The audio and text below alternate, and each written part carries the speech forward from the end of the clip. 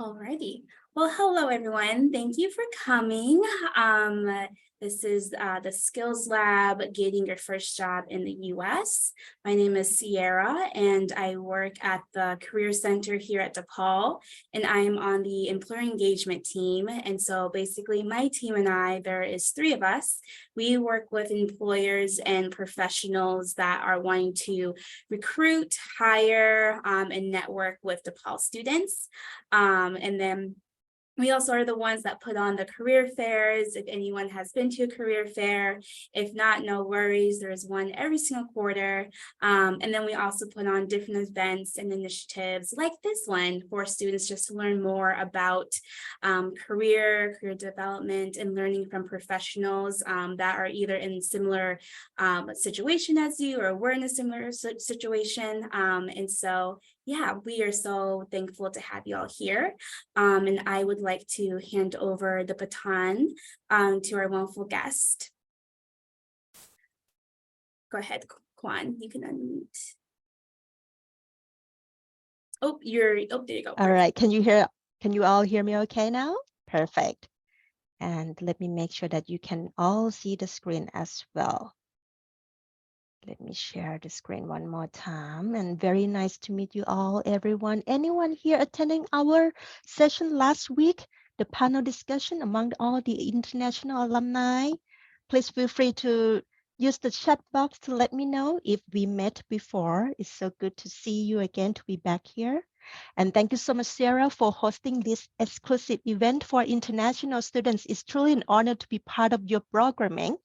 My name is Kwan Segal. I'm the CEO and founder of ICAWay, Career Coach for International Students. And I can see that we have a few friends that joined us last week. So good to see you again. Thank you so much for participating in this event. I have so much more to cover on top of what we discussed last week.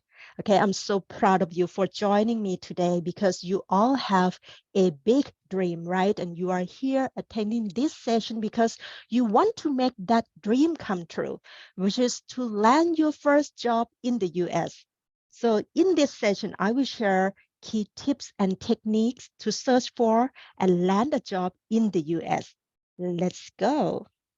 All right, first of all, I would like to walk through our agenda items today. I will talk about the job market and pick a few strategies from my career success roadmap for international students to help you navigate the current US job market. This roadmap that I'm going to share with you has already helped so many international students build their brand and network and eventually land a job at the company that sponsored them. And at the end of the presentation, we will also set aside 15 minutes for Q&A. And I will try my best to answer all of your questions at that point. And if I cannot cover every question within that time frame, we if you have any additional questions, okay, please feel free to join my WhatsApp group right here on the screen. And let me share that in the chat box as well. So let me share in this chat box. In the chat box, you will see two links here. The second one is the WhatsApp group. And let me try that again with the poll question. Looks like the link doesn't work. And this second one is the poll question. Sarah, I'm not sure if the link worked in the chat box. Let me see. Yeah, the chat one there Okay. for WhatsApp, and then also anyone can copy Okay. and paste the link as Yes, well. please. Thank you so much. So let's use that WhatsApp group to join our WhatsApp, and you can ask questions and network with other students anytime. Okay. So in case our friends that I haven't met with you before, I would like to share a little bit about myself. My students usually call me Coach Kwan, and you can call me that too. I'm an experienced human capital consultant with over 15 years of work experience at top companies like BMW, Accenture, and Deloitte. And now I'm doing what I love as a career coach for international students. I am originally from Bangkok, Thailand, and now I call Chicago my new home. People usually ask me, what brought you here? Well, my journey to the US. was not a straightforward one, and is quite likely different from all of yours. So let me tell you how it happened. I started when I pursued my dream job as a management consultant at Accenture at their office in Bangkok, Thailand. And the company sent me to train at their academy center near Chicago. I'm not sure if anyone been to Q Center in St. Charles before. So during my time there, life has a pleasant surprise in store for me. I met my significant other and ultimately decided to restart my life here in the US 2 years later after that. And when I moved here, I brought with me 10 years of work experience back home in Thailand.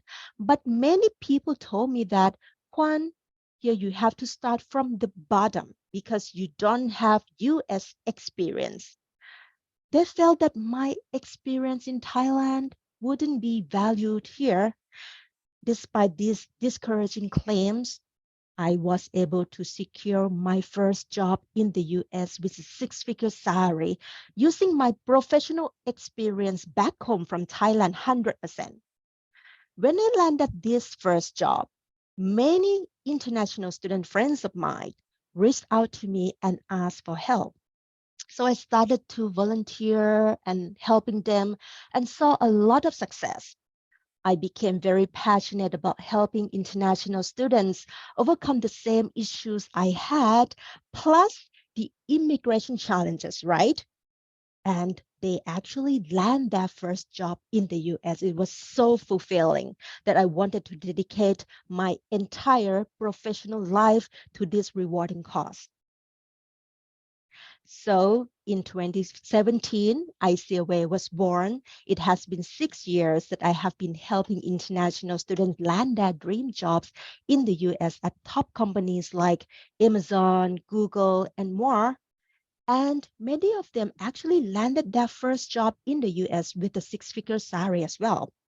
And if these international students and I could do it one day, you will too.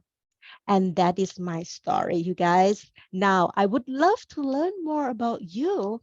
In the chat box, you will see a link, the polling, polleverywhere.com/Kwansegal022.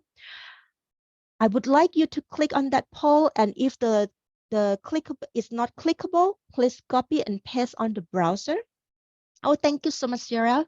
So please click on that link and let me know. When you look into this international student journey in the US, can you please share with me where you are in your journey? Okay. I would like to know where you are in your journey. Please use the link in the chat box and share with us. If this is your first semester in the US or you are entering your second year in the US and you are now eligible for your CPT, getting ready for your summer internship, or you are graduating soon, please let me know. I would love to learn more about your journey. Okay, it looks like majority of our friends today are now eligible for CPT, and you are looking for an internship or now getting ready for the internship that you just received, right? I got some messages from lots of friends from DePaul that you landed great jobs this summer. So kudos to all of you.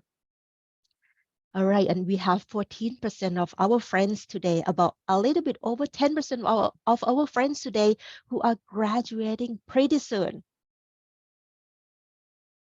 Awesome. Thank you for sharing. You are so Caberia, right? Do I pronounce your name correctly? You are eligible for CPT in winter. Awesome. Thank you for letting me know.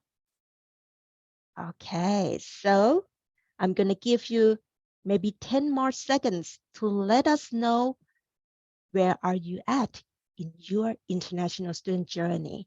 And then we are going to lock the poll. Okay, let's give it 5 more seconds here. Shangjali, do I pronounce your name right? Congratulations on your summer internship. Kudos to you. And we have our friend Mangai CPT in the winter. Awesome. Right now, it's time for you to develop your brand and network. All right. So I'm going to lock the poll right now. Oh, wow. So majority of our friends are now eligible for CPT, and we have almost 20% who are graduating soon, and also 9%. This is your first semester. I'm so proud of you for taking action early on. So important. Okay, we have a friend, Magdalena, right? Asking about what is CPT. CPT is your work authorization during your time in school. Okay, you can work outside of campus with your CPT curricular practical training. So you can get more information from your academic advisor and the International Student Services Office. The school will be able to provide you with the CPT if you are eligible for it. It's important to work with your International Student Services Office, you guys. So it's a great way to earn experience outside campus.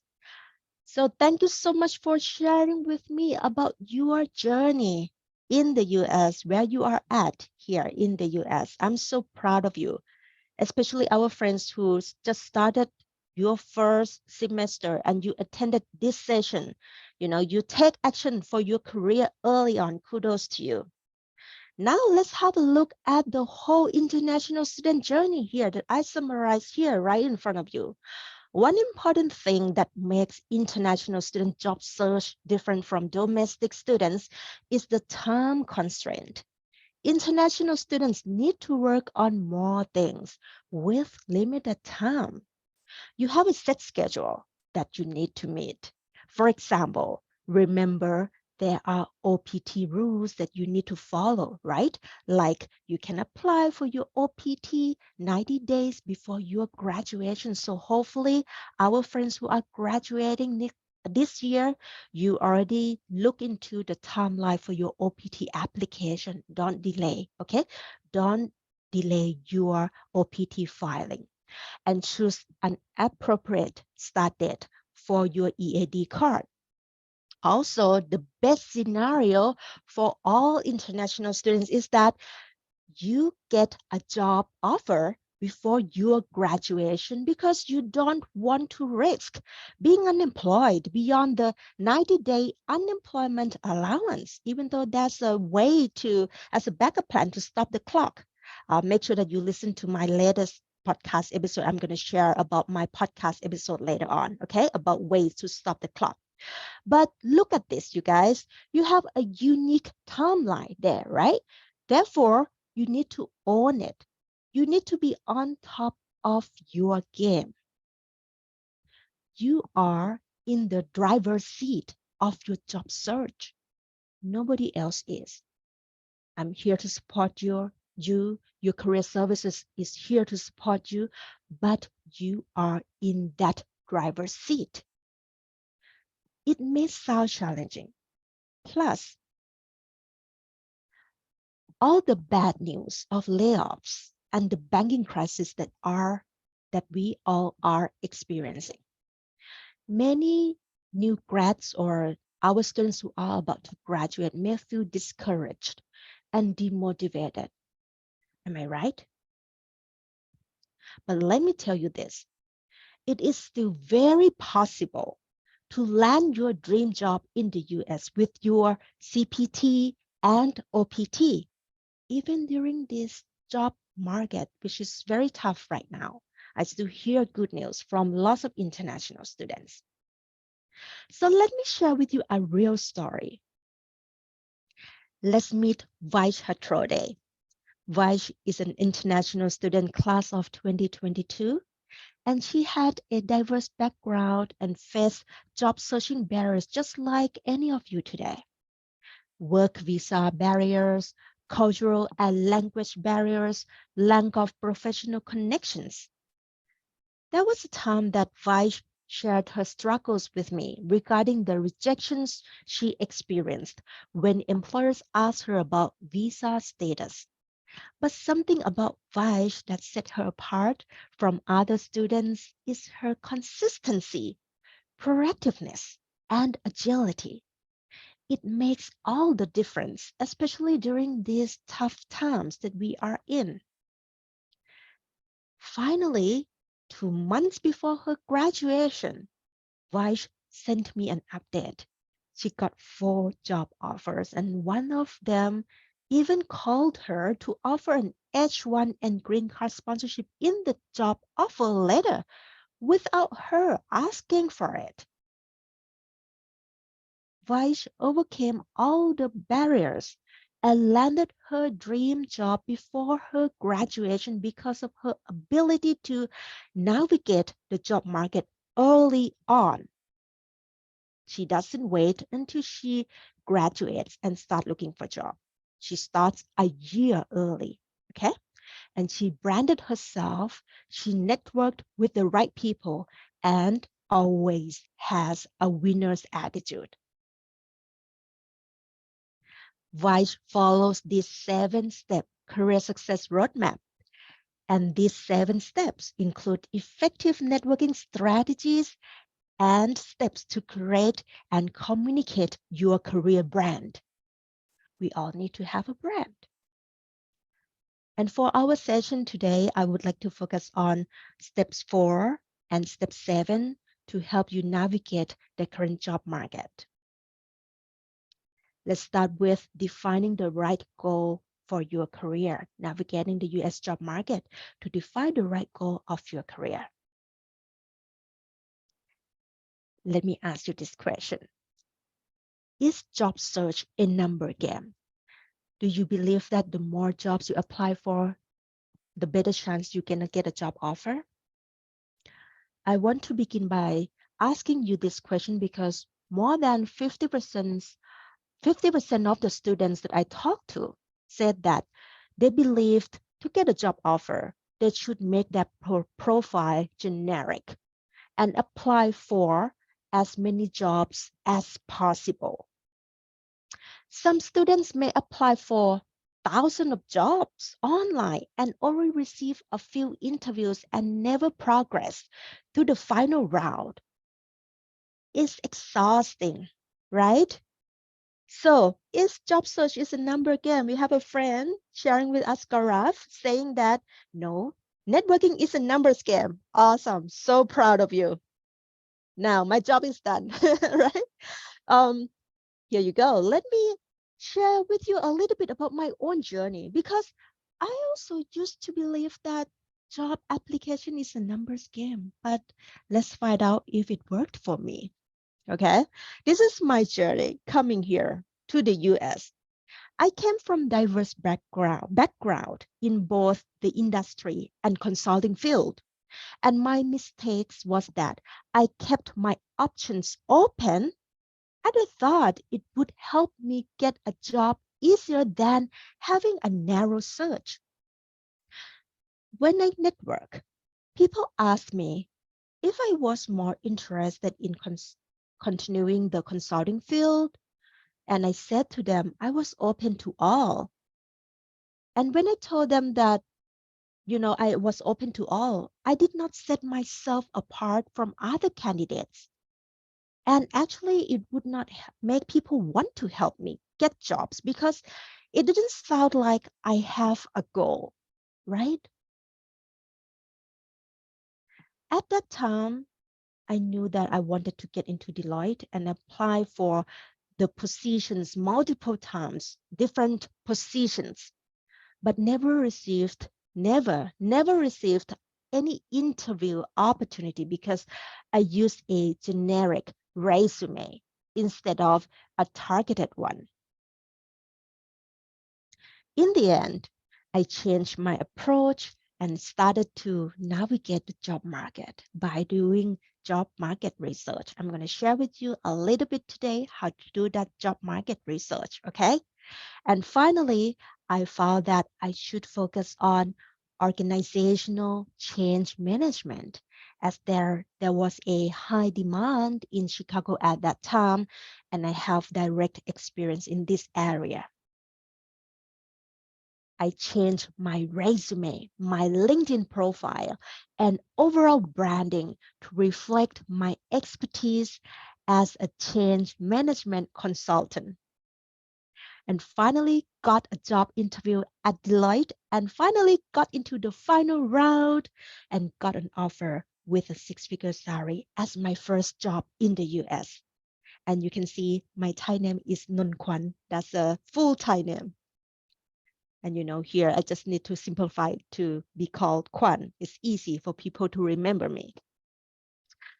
Let's come back to the branding topic here. Remember one thing. When people ask you about your goal and you said you're open to any job, it will make you become unbranded and lose opportunities.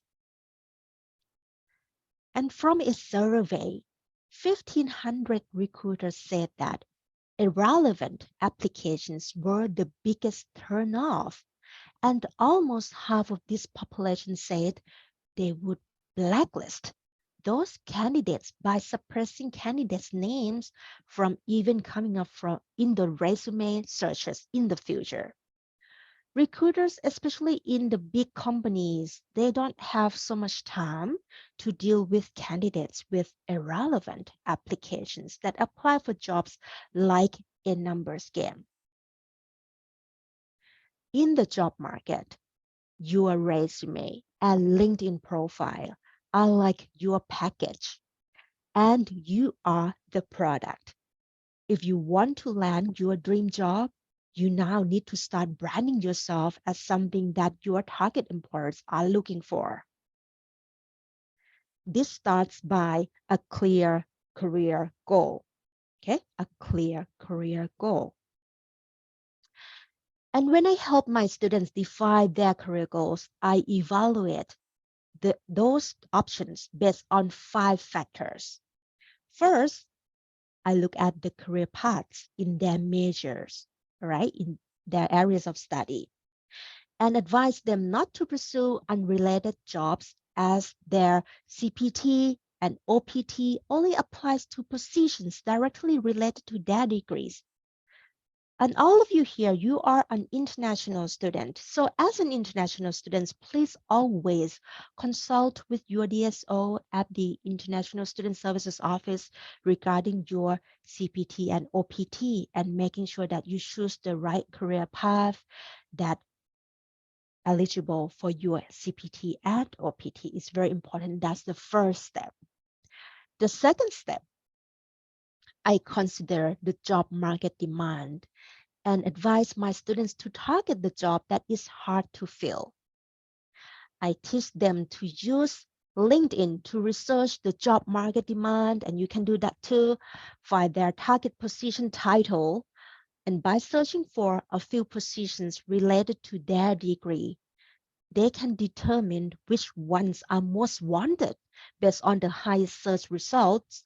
They can also use myvisajobs.com to check how many employers have filed H-1B or green card for workers with those job titles in the past few years, right? I know that maybe many of you here have been using myvisajobs.com to look for employers that used to sponsor international students.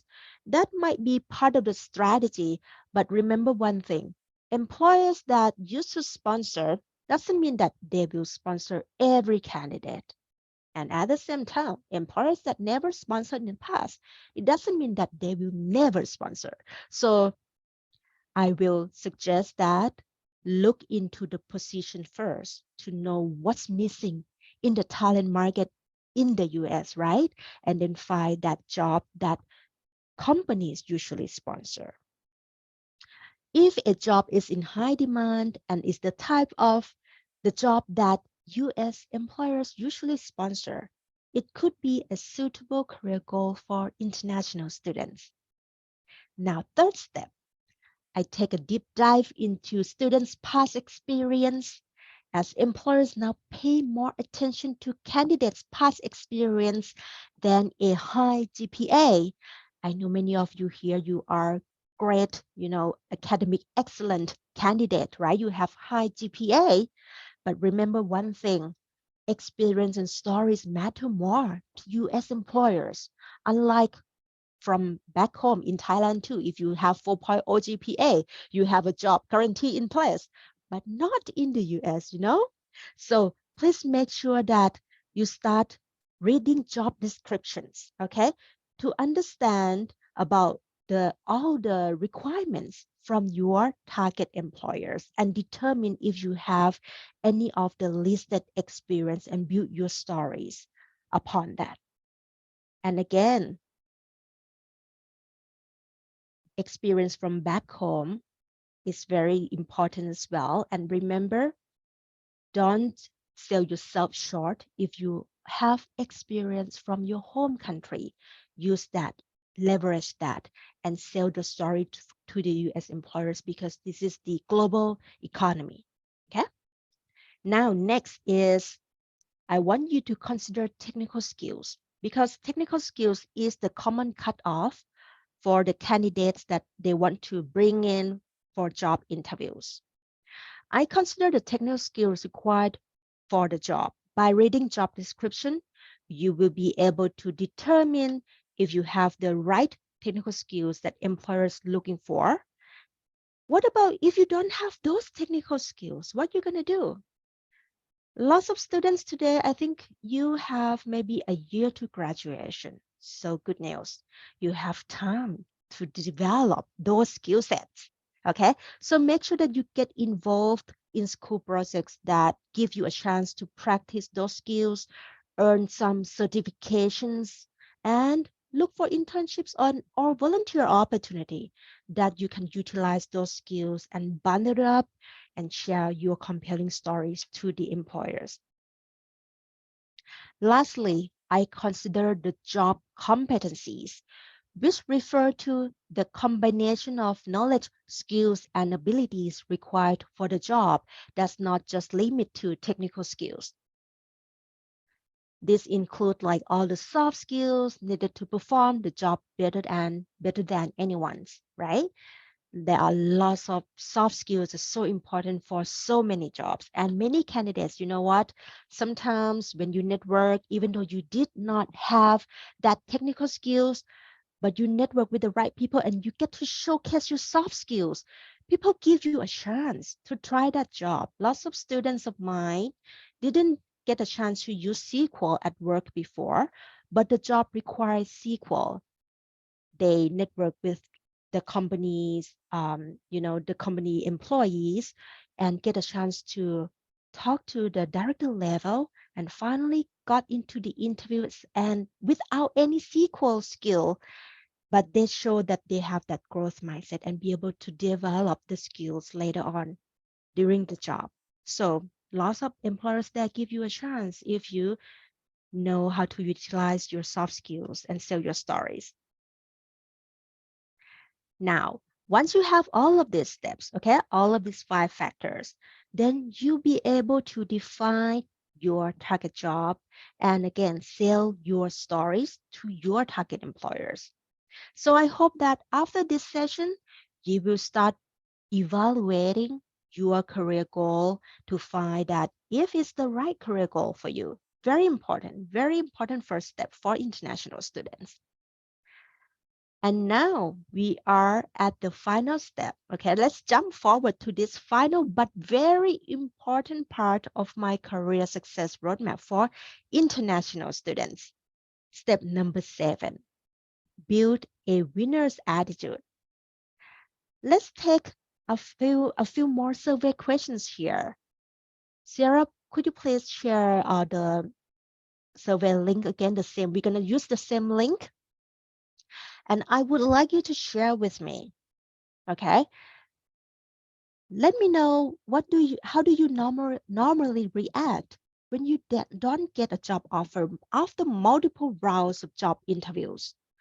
Do you usually feel miserable, stop looking for job for a while, or you move on and continue applying for jobs at different companies, or you send out a thank you email wishing them luck and ask the interviewers to reconnect later on a month later for a coffee chat, especially if they are in Chicago like you are, right? Or something else.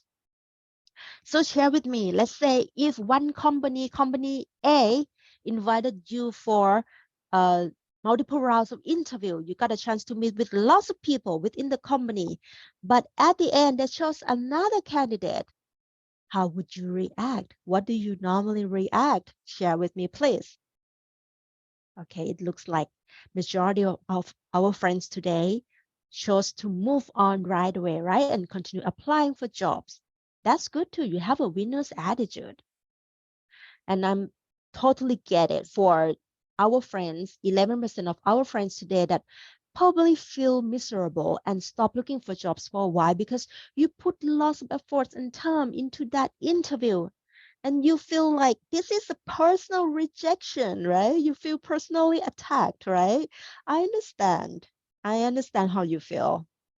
Okay, I'm going to give you 5 more seconds to share with me how do you react if you don't get a job offer at the company that you put your mind on.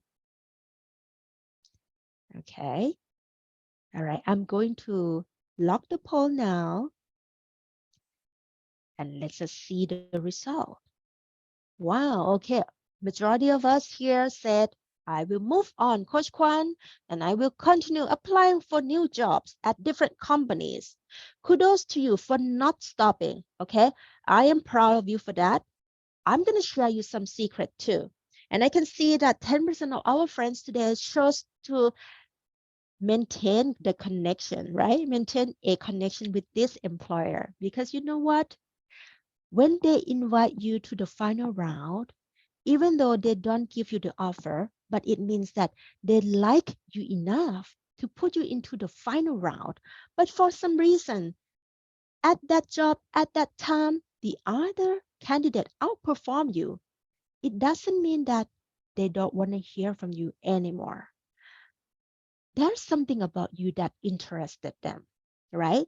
So I would recommend that you maintain a connection.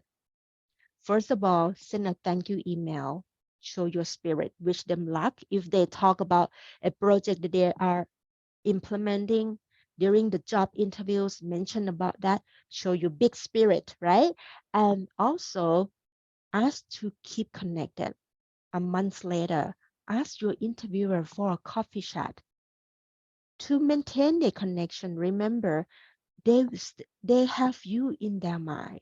And when there is a new opportunity coming up, or if that candidate that they chose before didn't work out, you may get that fast track, red carpet, job interview and job offer without going through the traditional route, right?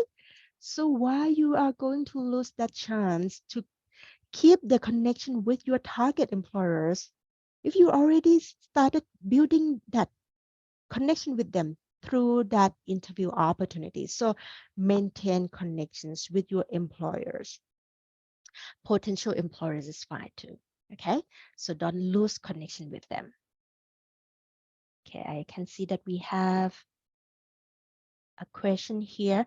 I will look into the question, okay, later on and answer them at the end of the presentation. Now I have more polls for you here.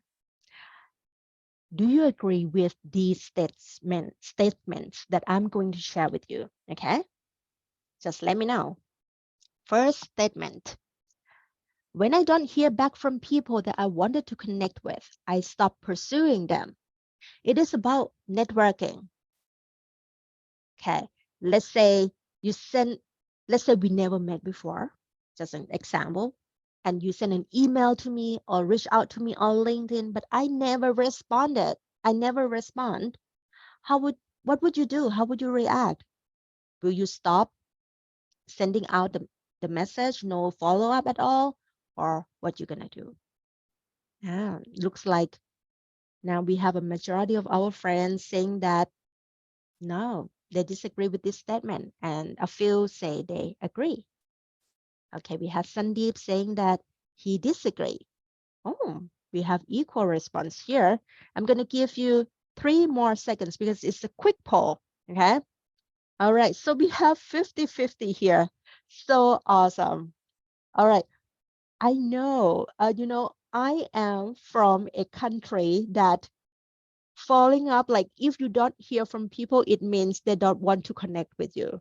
That's the culture where I'm from, because keep following up possibly mean that in my culture back home, okay, following up probably means that you are too pushy. So we have that word "grain jai" in Thai, and we don't normally push forward. But here in America, in the US, you need to follow up. People appreciate you when you follow up. Okay, but you need to have a technique of follow up, and I'm sure that your career services have those techniques ready for you as well. We can talk more. We can through the Q&A if you need some tips on that, right? Follow up is the etiquette of networking. It shows that you care. It shows that you really want to connect to this person. If you just send one message and you never follow up, and they were so busy at that time and they didn't get a chance to respond to you, they will feel like maybe this person just not serious about connecting with me. So maybe I'm just too busy, so I'm not going to respond. That's in their mind, you know? So when you follow up, you show that you care, and you will get a better chance of people responding to your message. So always follow up, okay? At least 3 times. Now, next question here.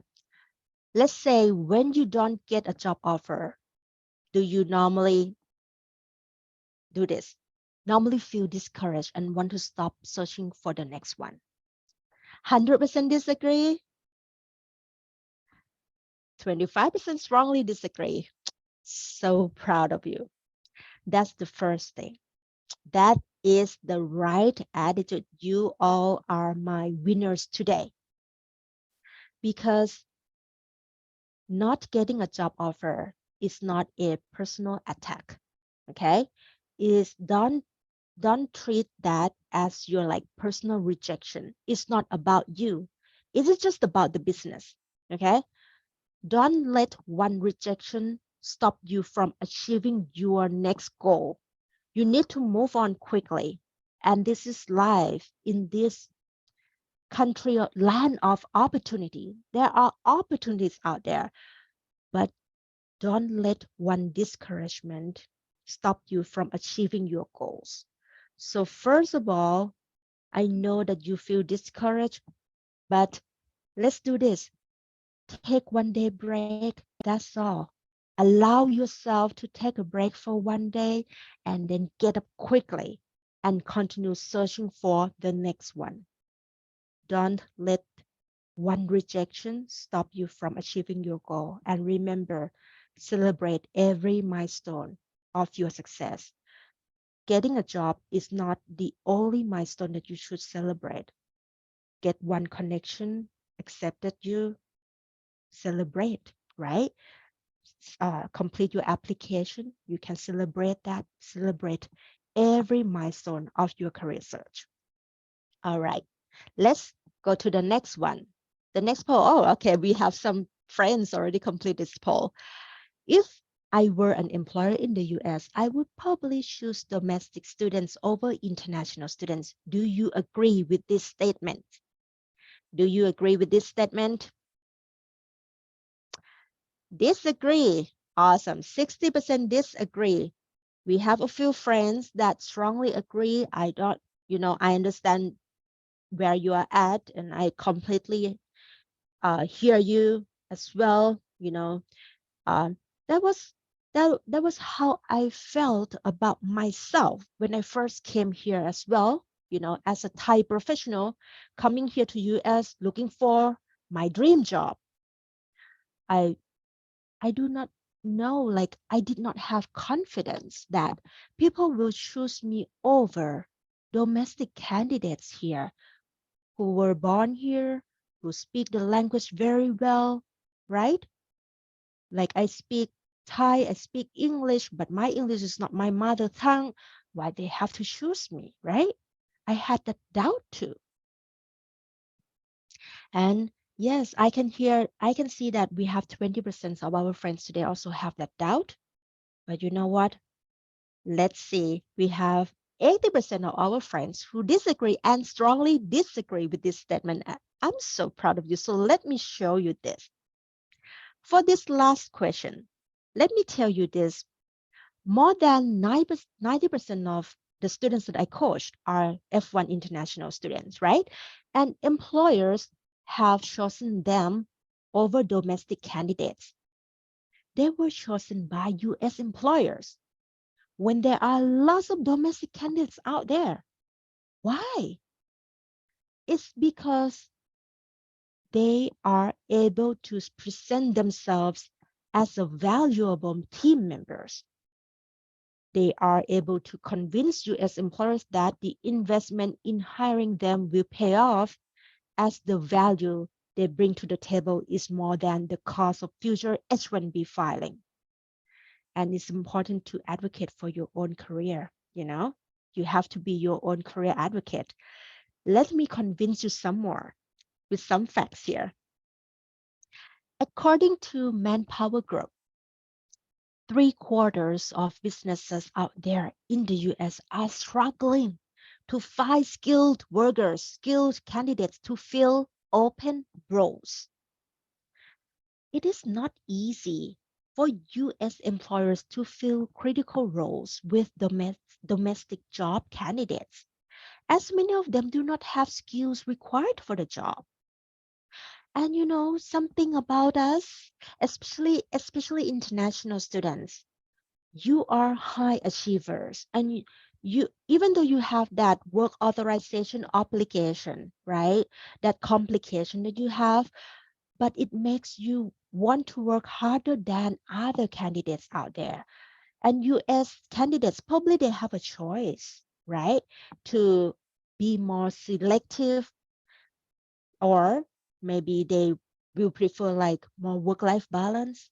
But for all of us here, we are the right candidate that willing to put our efforts and time to make sure that our employers will excel, because we need that work authorization. So we have lots of value to give to them, not just skill sets, but also the resilience that we have.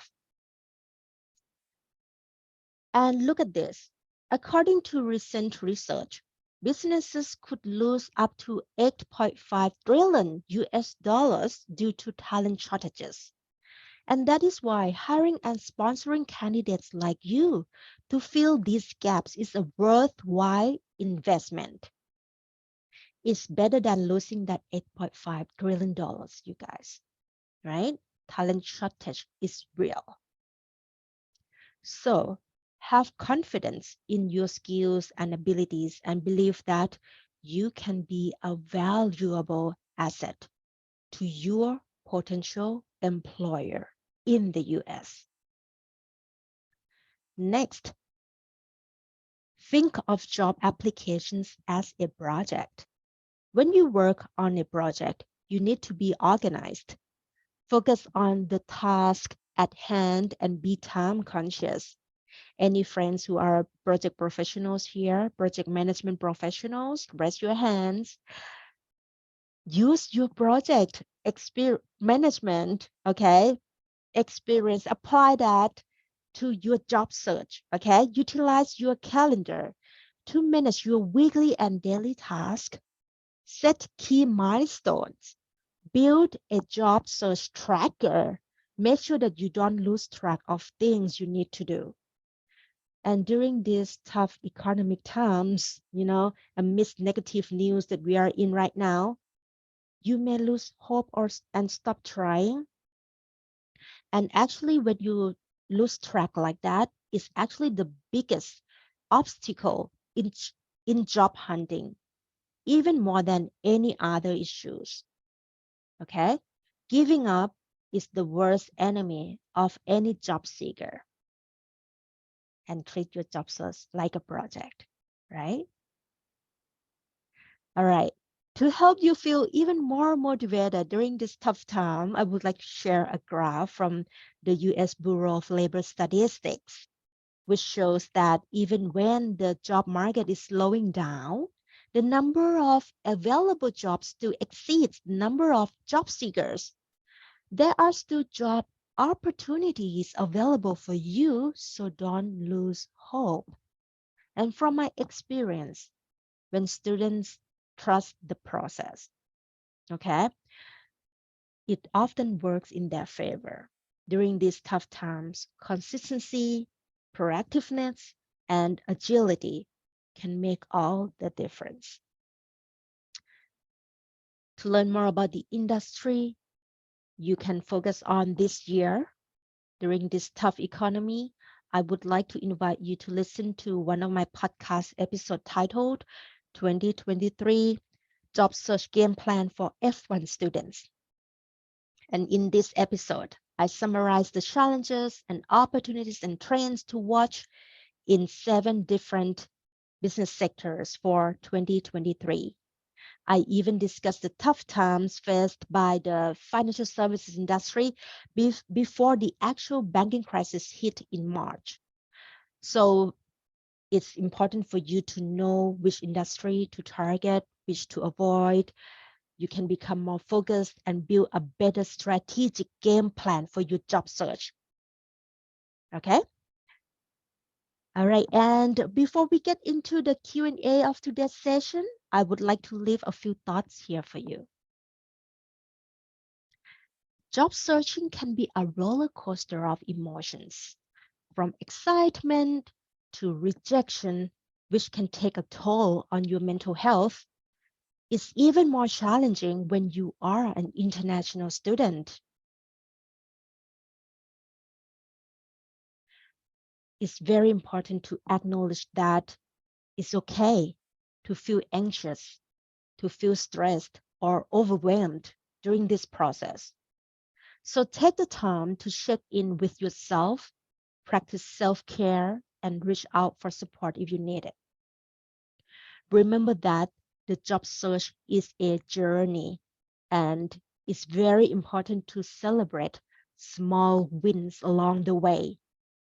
And don't let rejections discourage you, and stay focused on your long-term goals. Prioritizing your mental health during the job search process is essential, and taking care of yourself will help you to stay resilient and focused and achieving your career goals as an international student in the US.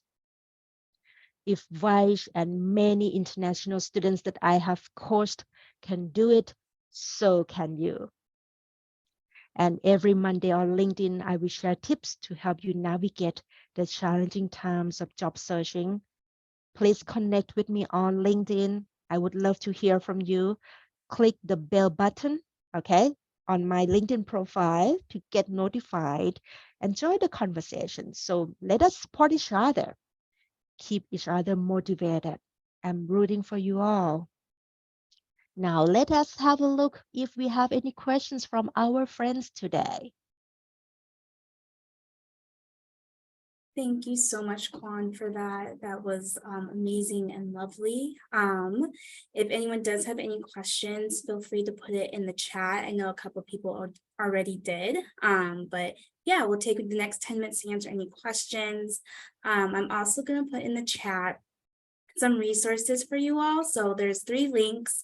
One link is for Career Center advisors. And so kind of what Kwan had mentioned, here at the Career Center, we do help students like you with your career search, resumes, finding internships, et cetera, et cetera. So I highly recommend to make an appointment with an advisor or even a student ambassador to talk about those next steps. I also put in the chat the link to the ISS Center. I know there was a question about CPT and OPT, and so I highly, highly recommend to click on that, learn more about our ISS resource here. And then also I did put in the link for the advisors. And so I highly recommend, if you don't know who your advisor is, go to this link and find your advisor. If you do know who your advisor is in the ISS department and haven't met with them, highly recommend to meet with them as well, because they can answer any of those questions that is related to CPT and OPT. And I do see a couple of questions in the chat. So I can go ahead and ask them, Kwan, if you want to answer. Sounds One of great. them is, what is your opinion on the gaps in the career path? That's a great question, and I experienced that myself when I first moved here to waiting for my green card. I had like many months of gaps, almost a year of a career as well when moving from one country to another. One thing Magdalena, right? Do I pronounce your name right? If you are pursuing your education, this education is considered filling in the gap for you, okay? That is a plus of pursuing a new degree, even though you have a gap of your career. That's okay. So a trick for me, based on your situation, I believe you are a current student, you are attending school right now, and you may have a gap between your last job at home and your new job that you want to pursue after graduation. You can fill in this gap by talking about your projects at school. Okay, I'm sure your school provide lots of hands-on projects. You get to practice your skills. You can use those projects and highlight them on uh, the team that you worked with, the content of the project, and put them on your resume. Start and end date of the project from your school. That is one technique to fill in the gap as a student. Okay, am I answering your question? Do you have any follow-up questions? Feel free to open up your microphone and ask as well. Wonderful. Thank you. Yeah, you answered my question. Thank you so much. Absolutely. Thank you for the question. And I believe we have a follow-up question as well. Yes, So I know there's been a couple questions if this will be recorded. Yes, this session is recorded and I will make sure to send that out as well. And hopefully we can also put this on the Career Center website. So stay tuned for that as well. I know there was a next question. Someone that had asked to unmute and exit verbally. So yes, go ahead and do that. Hi, sorry, that was me. It's Gaurav here.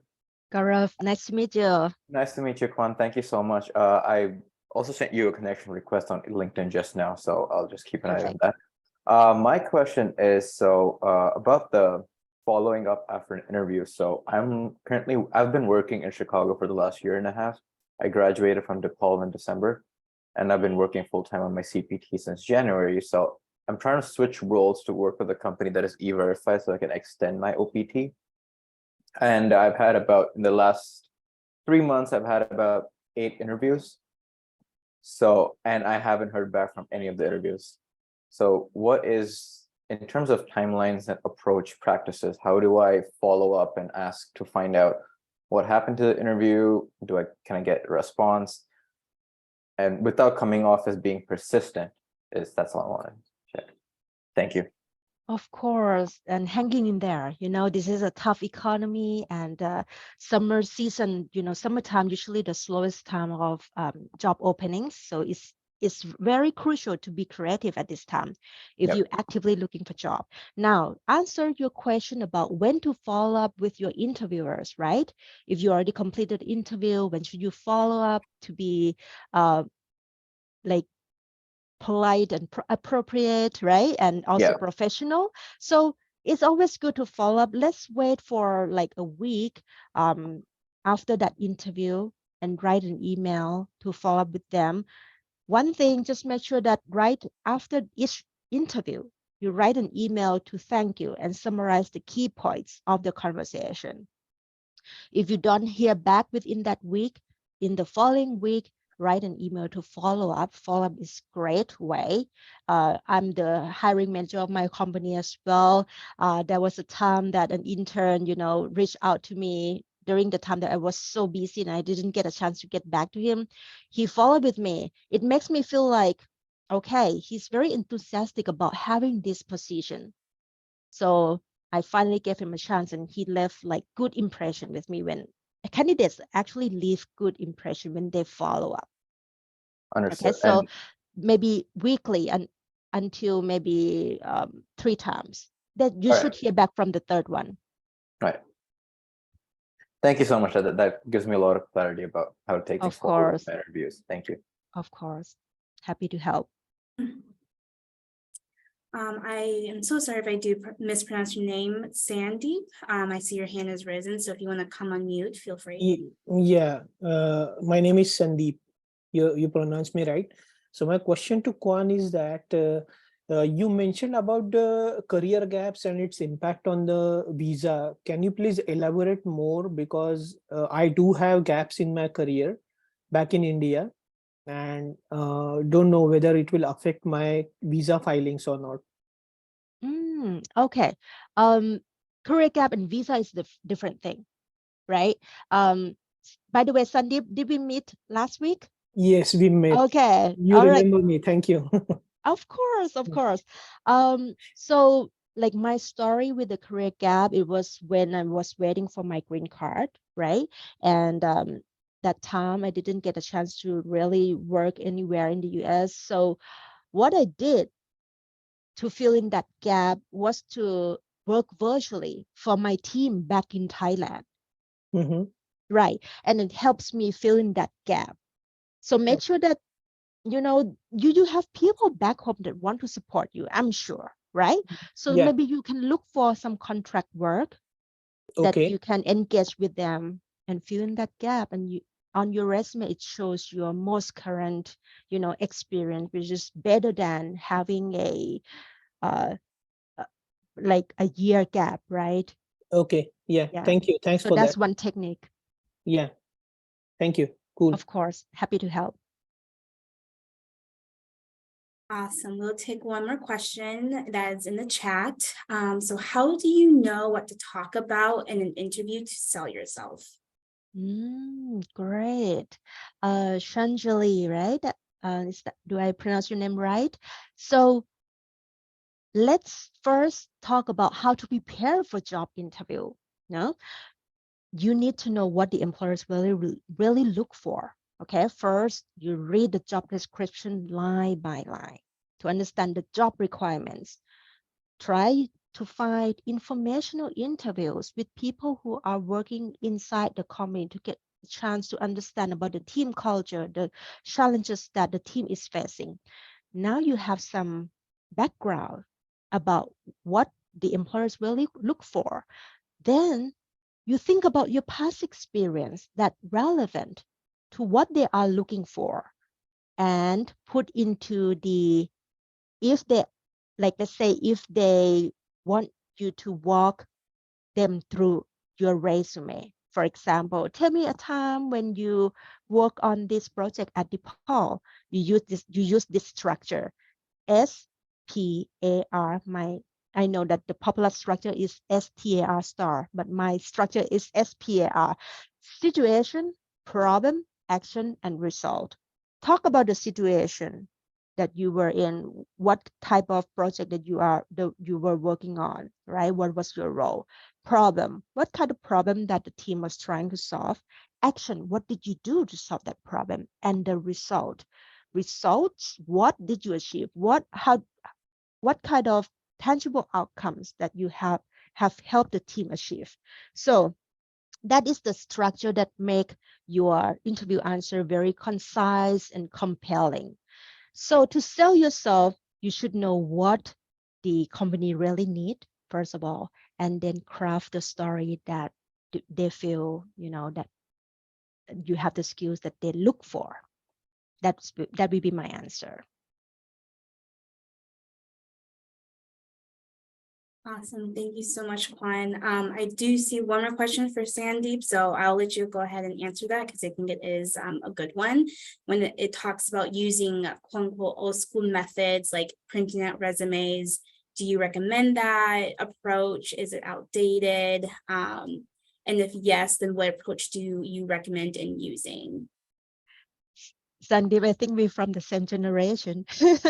Yeah, very true. Because I have raised in Asian environment. I know some old school methods which work there, but I don't know whether they work here or not. And that was how I got my first job at BMW. Oh, really? So you knock the Yes, door of the employer, tuck, tuck, tuck. Hello, this is Kwan. kind of. I Okay. didn't let the rejection stop me.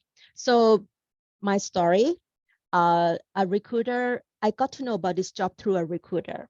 But when I had the interview with that recruiter, which is the outsourced recruiter, I think that time was a Adecco. And they told me about this job, this role, and I requested a salary that I really want. And this woman told me that, Kwan, you didn't have experience, you fresh out of the college. Mm. How can you request that salary? And from that point, I never hear back from this lady. So Mhm. what I did was in the following week, I went right to BMW headquarters in Bangkok, Okay. contact the receptionist, submit my resume. I dress up very nice. Mhm. And then the receptionist called the HR manager, and I got a Oh, chance to meet with the HR manager. She likes me. She liked me. And then she set up the next meeting with the managing director at wonderful. BMW for me. Yes. And that was like my first corporate job of my life. So never take rejection. So come back to that. Will that old school method work? Right. This day, there are much more security than before. I think, especially in the US, right? They will not, probably will not let anyone that do not have like prior appointment arranged, like directly meet with the employees, but leaving your like sending out a resume, a paper-based resume to Mhm. the HR manager. I mean, why not? If you can you can still do that, you know. But one thing, it may not work as good as what we had before in the past, because this day there are lots of virtual workers. You never Mhm. know, HR manager may not be in the office anymore. They may Mhm. work from home from out of nowhere, right? Okay. So Yeah. that type of mail or leaving some paper-based technique may not work. Okay. Yeah, but you never know. One thing that I definitely recommend is like when you go, attend like networking event, you have some business card, a small business card that summarize some of your key skills. And when someone scan on your business card, they can get to your resume on your LinkedIn profile, Okay. right? So Okay. Yeah. adapt some technology and makes everything more, automated. Sure. Thank Yes, you. Thanks a of lot. course, of course. Thanks Great one. again so much, Kwan. I also put your LinkedIn page in the chat if anyone wants to connect with you or have further discussion or even look to do like a one-on-one coaching session with you. So I highly recommend to do that, students. But thanks again so much, Kwan, for this opportunity. I know I had learned so much, and I know our students did as well. We appreciate your time. And again, this is recorded, so I will make sure to send it out to everyone that had registered that's here today. And then again, hopefully we can post it on our Career Center page. But thanks again, everyone. And I hope everyone has a wonderful day. Good luck, everyone. And thank you so much for having me Thank you, today. Kwan.